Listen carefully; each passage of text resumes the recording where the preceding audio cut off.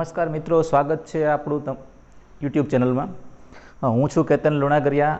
આપ આજે જોઈ રહ્યા છો એક્ટિવ એન્ડ પેસિવની સરળ સમજૂતી। મિત્રો, ધોરણ 10ની અંદર સેક્શન ડીની અંદર ક્વેશ્ચન નંબર 50 એટલે કે પ્રશ્ન નંબર 50માં ડુ એઝ ડિરેક્ટેડમાં ચેન્જ ધ વોઇસનો પોઈન્ટ પૂછાય છે। આ ડુ એઝ ડિરેક્ટેડમાં મુખ્યત્વે 3 ટોપિક અગત્યના છે। એક છે એક્ટિવ એન્ડ પેસિવ વોઇસ, બીજો છે ચેન્જ ધ ટેન્સ એટલે કે કાળમાં ફેરફાર, અને ત્રીજો છે જેન્ડર અથવા નંબર્સ। એ પૈકી આ ત્રણમાંથી પહેલો અને મોસ્ટ આઈએમપી એટલે કે આ પેરેગ્રાફ હોય જ છે એ આપણે એક્ટિવ પેસિવનો પેરેગ્રાફ છે। 9મા ધોરણમાં પણ આપણે એક્ટિવ પેસિવ બહુ સારી રીતે સમજી ગયા, શીખી ગયા છીએ। 3 સાદા કાળ, 3 ચાલુ કાળ, પૂર્ણ કાળ આપણે શીખી ગયા છીએ। તો અહીંયા આપણે આજે સાદા કાળથી એટલે કે સાદો વર્તમાન કાળ, સાદો ભૂતકાળ અને સાદો ભવિષ્યકાળ એની સરળ સ્ટ્રક્ચરથી શરૂઆત કરીશું। તો સૌપ્રથમ એક્ટિવ પેસિવમાં પ્રવેશ કરતાં પહેલાં આપણે જાણી લઈએ કે એ કઈ રીતે પૂછાય છે। સેક્શન ડીની અંદર ફરી એક વખત કહી દઉં, પ્રશ્ન નંબર 50માં ડુ એઝ ડિરેક્ટેડના ટાઇટલ નીચે 4 માર્કના પેરેગ્રાફ આપેલો હોય છે। 2 માર્ક્સનો એક, એ રીતે 2 પેરેગ્રાફ્સ આપેલા હોય છે। એમાંથી એક પેરેગ્રાફ એક્ટિવ એન્ડ પેસિવનો 100% હોય જ છે, એટલે 2 માર્ક્સ આપણે સરળતાથી કવર કરવા માટે બહુ ઇઝી છે। એક્ટિવ પેસિવ સરળતાથી યાદ રાખી લઈએ। તો એક્ટિવ પેસિવની આપણે શરૂઆત કરીએ। એક્ટિવ એન્ડ પેસિવ વોઇસ, જેને ગુજરાતીની અંદર કર્તરી અને કર્મણી વાક્ય તરીકે ઓળખવામાં આવે છે। વાક્ય પ્રયોગ એટલા માટે કીધું કે દરેક કાળમાં એનો અલગ અલગ રીતે ઉપયોગ થાય છે। ગુજરાતી ગ્રામરમાં પણ આપણે શીખી ગયા છે કર્તરી અને કર્મણી।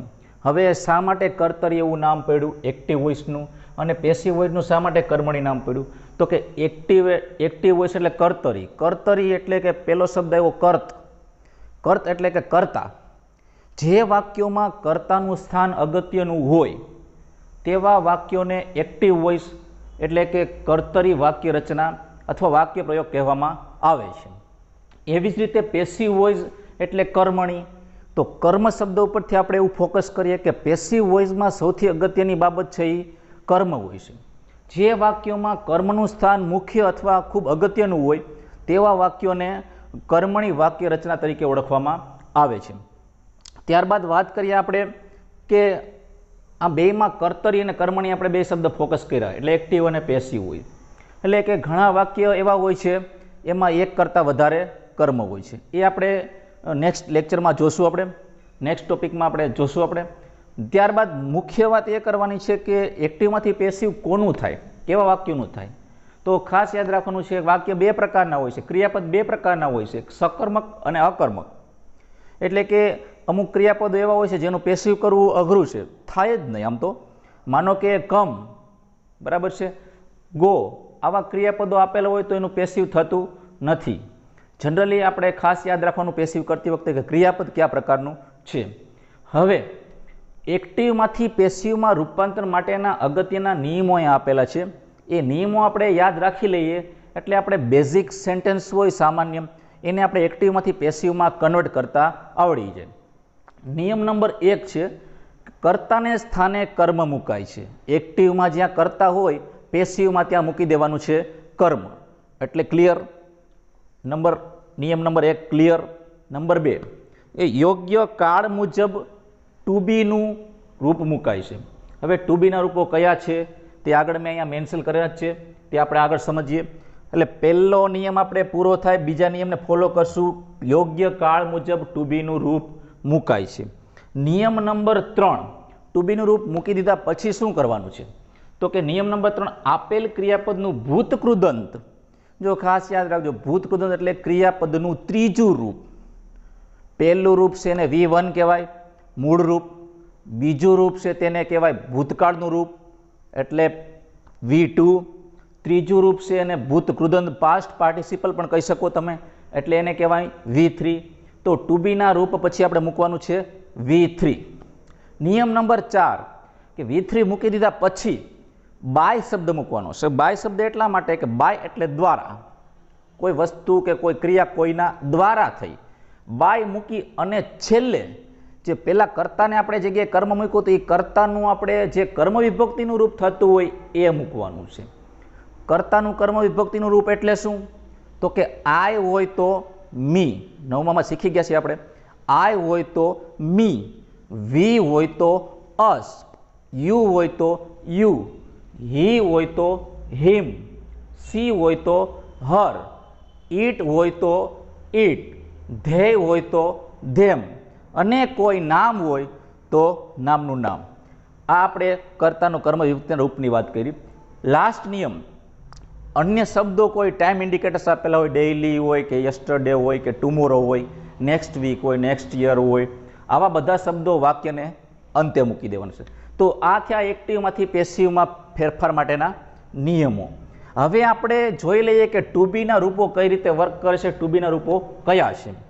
તો ટુ બીના રૂપો અહીંયા લખેલા છે, આ સાઈડમાં લખેલા છે ટુ હેવના રૂપો. એની થોડી વાર પછી ચર્ચા કરીશું આપણે. ટુ બીના રૂપોમાં વર્તમાન કાળના રૂપો કયા? 3. એમ, ઇઝ, આર. એમ ને ઇઝ પર્ટિક્યુલર એક વચનમાં હોય છે અને આર છે એ બહુવચનમાં છે.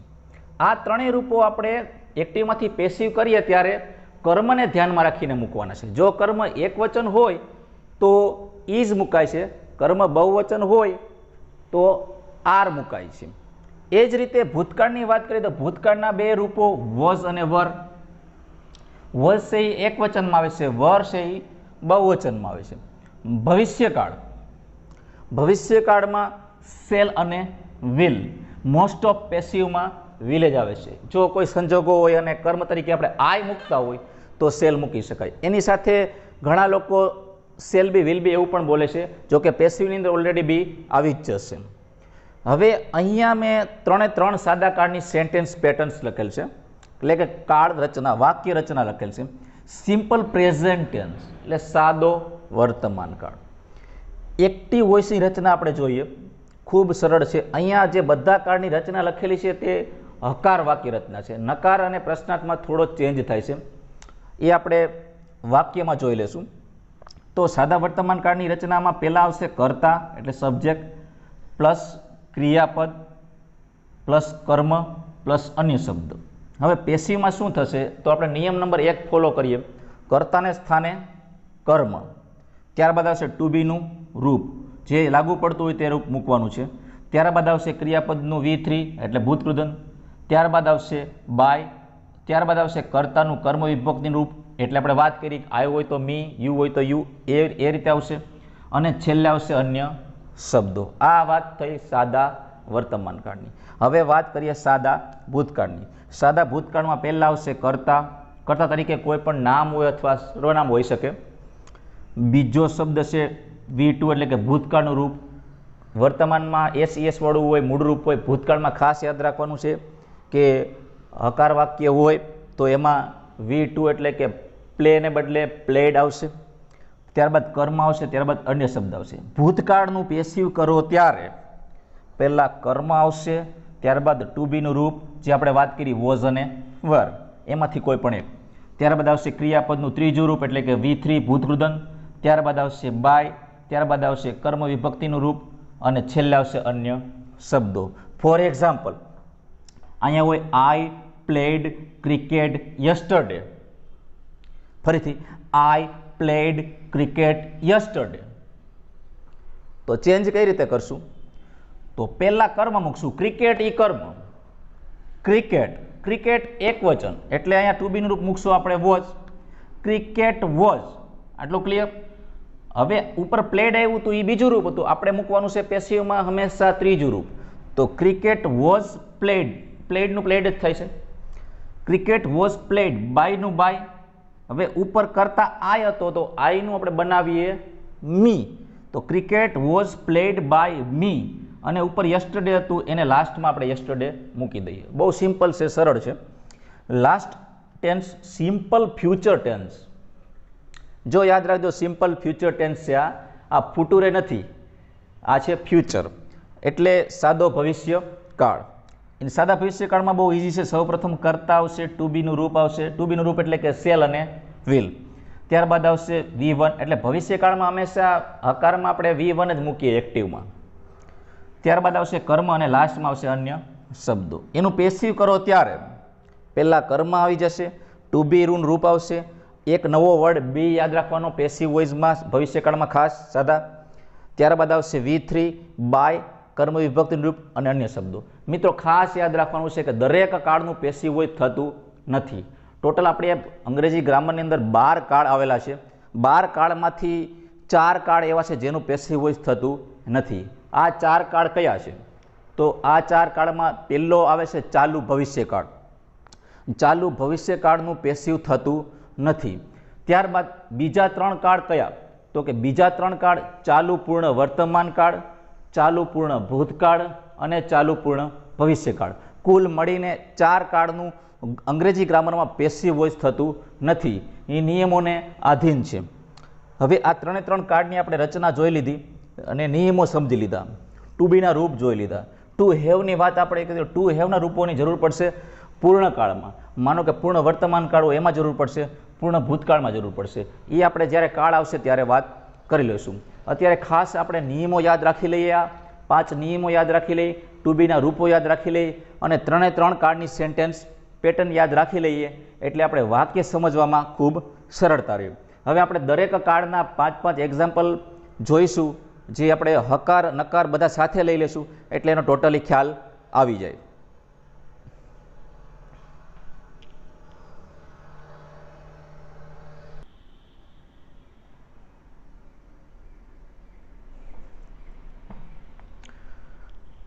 તો મિત્રો આપણે આગળ વધીએ દરેક સાદા કાળના એક્ઝામ્પલ સાથે.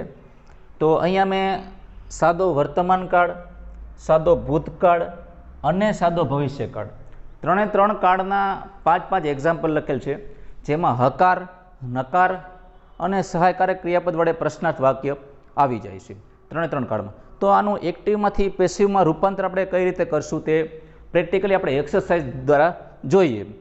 અહીંયા મેં લખેલ છે આઈ ડ્રિંક કોફી ડેઇલી. હવે આપણે ક્લિયર કરી લઈએ કે આઈ છે એ કર્તા છે, ક્લિયર. ડ્રિંક છે એ ક્રિયાપદ છે, કોફી છે એ કર્મ છે અને ડેઇલી છે એ અન્ય શબ્દ છે. હવે એક્ટિવ પેસિવના આપણે જે 5 નિયમો આગળ લખાવેલા એ નિયમો આપણે યાદ કરીએ. તો પહેલો નિયમ કયો હતો? તો પહેલો નિયમ એ હતો કે કર્તાને સ્થાને કર્મ મુકાય છે. તો આમાં કર્મ કયું? કોફી, બરોબર. તો સૌપ્રથમ આપણે મૂકશું કોફી. નિયમ નંબર 2 કયો હતો? નિયમ નંબર 2 હતો કે યોગ્ય કાળ મુજબ ટુ બીનું રૂપ મુકાય છે. અહીંયા કયો કાળ છે? સાદો વર્તમાન કાળ અથવા વર્તમાન કાળ. તો વર્તમાન કાળમાં આપણે ટુ બીના રૂપો કયા મૂકીએ છીએ? એમ, ઇઝ અને આર. તો કર્મને ધ્યાનમાં રાખીને આપણે ટુ બીનું રૂપ મૂકવાનું હોય છે. કર્મ એકવચન તો ઇઝ, કર્મ બહુવચન તો આર, કર્મ તરીકે આઈ હોય ઇન કેસ તો એમ મૂકવાનું છે. અહીંયા કોફી એકવચન છે એટલે આપણે અહીંયા મૂકશું ઇઝ. નિયમ નંબર 2 નું કામ પૂરું. હવે નિયમ નંબર 3. નિયમ નંબર 3 શું હતો? કે ટુ બીના રૂપ પછી ક્રિયાપદનું ભૂતકૃદંત એટલે કે ત્રીજું રૂપ મુકાય છે. તો ત્રીજું રૂપ આપણે કયા ક્રિયાપદનું મૂકવાનું? તો કે આપેલ ક્રિયાપદનું. આપેલ ક્રિયાપદ કયું? ડ્રિંક. ડ્રિંકનું ત્રીજું રૂપ કયું? ડ્રિંક, ડ્રેન્ક અને ડ્રંક. તો અહીંયા મૂકશું આપણે કોફી ઇઝ ડ્રંક. ખાસ યાદ રાખવાનું છે દરેક ક્રિયાપદના ભૂતકૃતના રૂપો આપણે કોષ્ટક જે એનું ટેબલ્સ આવે છે તે યાદ રાખી લેવાનું છે. આના માટેની કોઈ બુક્સ વેરી યુઝફુલ વર્બ્સ તમે ઉપયોગ કરી શકો છો. એમાં મેક્સિમમ વર્બ્સ આપેલા છે.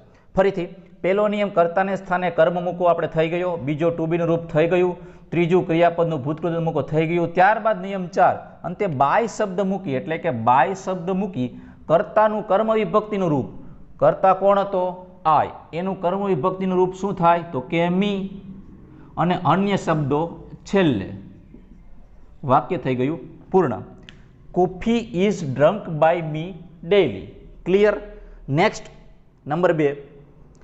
અહીંયા she eats an apple every day. She કર્તા છે, ઇટ્સ ક્રિયાપદ. એસ એટલા માટે લગાડ્યો કે ત્રીજો પુરુષ એકવચન છે.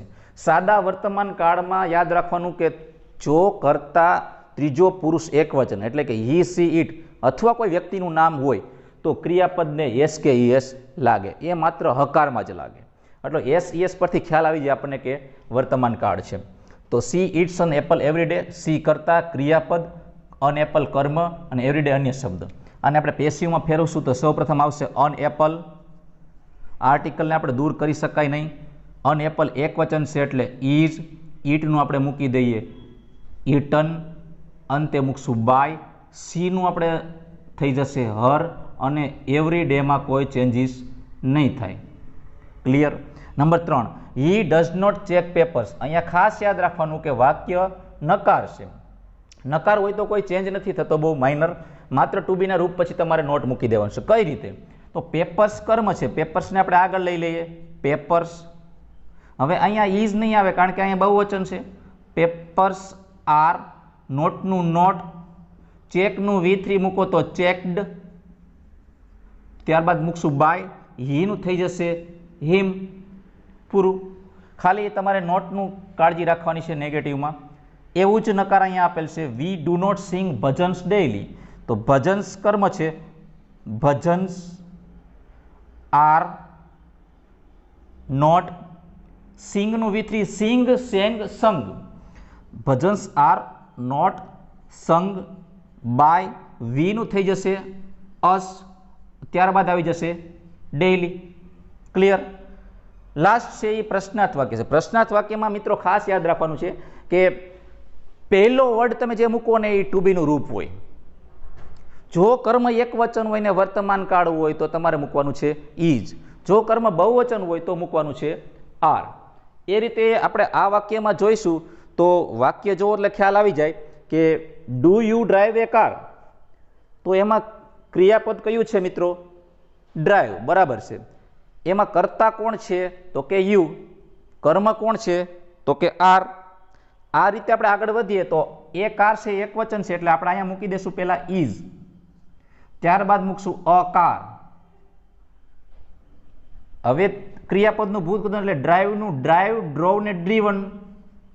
આટલું ક્લિયર. પહેલા મૂકી દીધું ઇઝ, આમાં પહેલા કર્મ મૂકતા હતા, આમાં પ્રશ્નાર્થ છે એટલે પહેલા ટુ બીનું રૂપ મૂક્યું, પછી કર્મ મૂક્યું, પછી ક્રિયાપદનું ભૂતપદ મૂક્યું, ટુ બીનું રૂપ આગળ આવી ગયું એટલે અહીંયા નથી આવ્યું. Is a car driven by, યુનું યુ, વાક્ય પૂરું. પ્રશ્નાર્થનું પ્રશ્નાર્થ જ રહે, એમાંથી ફેરફાર થતો નથી. તો આ હતો વર્તમાન, સાદો વર્તમાન કાળ. આમાં ખાસ કાળજી સાથે તમારે અભ્યાસ કરી લો. આવા મેક્સિમમ વાક્યો તમારે એક્સરસાઇઝમાં બનાવવાના. નેક્સ્ટ, સાદો ભૂતકાળ. હવે સાદા ભૂતકાળમાં ટુ બીના રૂપો કયા હતા? વોઝ અને વર. ઘણા લોકો વર ને વેર શબ્દ પણ બોલે છે, એકચ્યુઅલમાં એને વર શબ્દ બોલાય છે. વેર એટલે WHERE થઈ જાય. તો first example, they played hockey yesterday. હા, અહીંયા આપણે ટુ બીના રૂપો વોઝ વર યાદ રાખવાના છે. પહેલા વેલા કર્મ તરીકે આપણે મૂકશું હોકી, એક વચન છે એટલે વોઝ. પ્લેડનું V3 પણ પ્લેડ જ થાય, હોકી વોઝ પ્લેડ. ત્યારબાદ મૂકશું બાય, ધેયનું કરી નાખશું આપણે ધેમ, અને યસ્ટરડેમાં આપણે કોઈ ચેન્જીસ નહીં કરીએ. નેક્સ્ટ બીજું વાક્ય, he bought toys last week. કર્તા, ક્રિયાપદ, કર્મ, અન્ય શબ્દો. હવે આમાં ટોયઝ છે એક વચન બહુવચન? બહુવચન. એટલે પહેલા તો આપણે કર્મ મૂકી દઈશું ટોયઝ. અહીંયા વોઝ નહીં આવે, અહીંયા આવશે વર, કારણ કે ટોયઝ છે એ બહુવચન છે અને ભૂતકાળ છે. એ કેમ ખબર પડે? તો બોટ ઉપરથી, બાય માંથી બોટ બનેલું છે અને ત્રીજું રૂપ પણ બોટ જ થાય છે. તો ટોયઝ વેર બોટ બાય, હીનું આપણે બનાવશું હિમ, અને લાસ્ટ વીકમાં આપણે કોઈ ચેન્જ કરશું નહીં કારણ કે એ અન્ય શબ્દ છે. ત્રીજું વાક્ય ખાસ યાદ રાખવાનું, જે નેગેટિવ છે જેમાં ડીડ આવ્યું, અને નેગેટિવ હોય તો ડીડ આરે V1 હોય, પણ આપણે પેસિવમાં તો V3 જ મૂકવાનું છે. કર્મ તરીકે લઈ લો બુકને આગળ. બુક એક વચન છે એટલે આપણે મૂકી દીધું વોઝ, ત્યારબાદ નેગેટિવ છે એટલે મૂક્યું નોટ.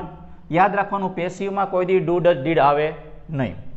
બુક વોઝ નોટ, સેલનું V3 સેલ, સોલ્ડ સોલ્ડ એટલે બનશે સોલ્ડ. ત્યારબાદ આવશે બાય. ચિરાગ હોય તો નામમાં કશો ફેરફાર થતો નથી, નામનું નામ રહે. ક્લિયર. ચોથું વાક્ય પણ નકાર છે, એ તમને ખ્યાલ આવી જાય કે આગળ ધ ટ્રીઝ પહેલા આપણે મૂકી દઈએ. ધ ટ્રીઝ બહુવચન છે એટલે વર.